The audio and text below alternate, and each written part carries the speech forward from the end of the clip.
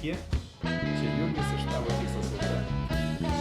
Šiame video aš parodysiu būdą, kaip efektyviai ir gerai pateikti ir parodyti savo produktą arba paslaugą draugui arba artimam žmogui. Kaip žinote, žmonės dirba su šalta rinka arba su šilta rinka.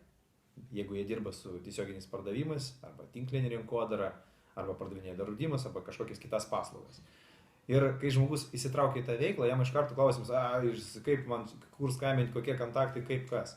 Ir jeigu jūs turite patys turėti savo kontaktus, tai dažniausiai rekomenduoju pradėti nuo savų. Arba kaip tik pradeda rekomenduoti nuo šaltų.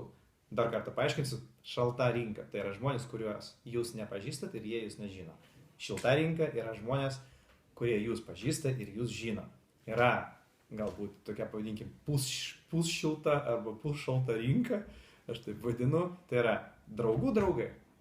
Kažkada matėtės kažkur, kad kažkada susipažinot, pažįstat, galbūt vardą nelabai pamint, pavadinkim tokie pusšilti kontaktai. Tai va, ir nuo ko pradėti? Ir dažniausiai žmonės sako, aš gerai dirbsiu su šalta rinka. Mano patarimas, pabandykit su savais. Kaip, manegi atmes, čia dažniausiai nepasiseks. Taip, gali būti, jeigu darysite neteisingai.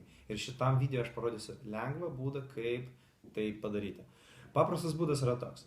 Jeigu jūs turite paslaugą arba produktą ir norit parodyti savo draugui, tiesiog parodau pavyzdį. Tai yra, gali būti jūsų brolis. Skambinu jam. Pirmas žingsnis yra, jūs turite skubėti. Antras žingsnis yra komplimentas. Trečias yra pati informacija. Tai labas Algi, aš klausyk dabar labai skubu, bet džiaugiuosi, kad iki tavęs prisiskambinau. Labai vertinu tave, kad tu man nuolat padėdavai, patardavai ir buvai sunkių laikų visada su manimi. Aš įsitraukiu vieną tokį versliuką, dabar turiu tokį naują veiklą, pats dar nieko nesuprantu, tik pradedantis noriu paprašyti tavęs pagalbos. Ar galim trumpai susitikti ir aš tau parodysiu, pasitreniruosiu ant tavęs, kaip daryti pristatymą, ar tu duosi savo galbūt patarimų, kaip ką geriau daryti. Ką jis gali atsakyti? Taip, problemų, ne aš parodyk, ką tu čia turi. Bet atvirkštinis variantas, jeigu jūs pasakysit, klausyk, broliuk, aš dabar čia jau pradėjau naują verslą, mes būsim milijonieriai, davai čia greitai, mes čia valdysim pasaulį. Sakys, apsiramink, broliuk, ką tu čia, žinai, nesąmonės kalbi, kas tu toks.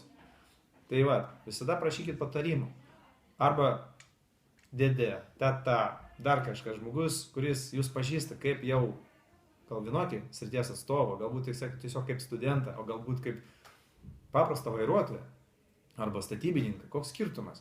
Ir jūs nesat tos srities ekspertas ir nesistengkite juo būti, jūs su laiku juo patapsite, bet geriausia naudoti prašymo formą, patarimo formą. Tiesiog prašykit patarimo. Klausykit, aš turiu kažką, aš turiu paslaugą, aš dabar pradėjau dirbti draudimo srityje, jūs galite sakyti tik tiesiai šviesiai. Aš treniruojuosi, ar galiu pasitreniruoti ant tavęs. Jeigu jūs darote tai iš dušios, jūs prašot pagalbos, jums tikrai atsakys. Visko gali būti tokių giminių, nenoriu, tai nieko tokio. Bet jūs padarysit tai teisingai ir tikimybė, kad jūs išklausys yra 95%. Tai yra tikrai daug. Taigi, šiam video viskas, jeigu jums patiko, statykite like, pasidalinkite, įsirašykite į mano kanalą ir galite pasidalinti su draugais, padarysit man tokią didžiulę paslaugą ir reklamą. Tai kągi, gražios dienos, su jumis Jurgis iš Tavo Tikslas LT.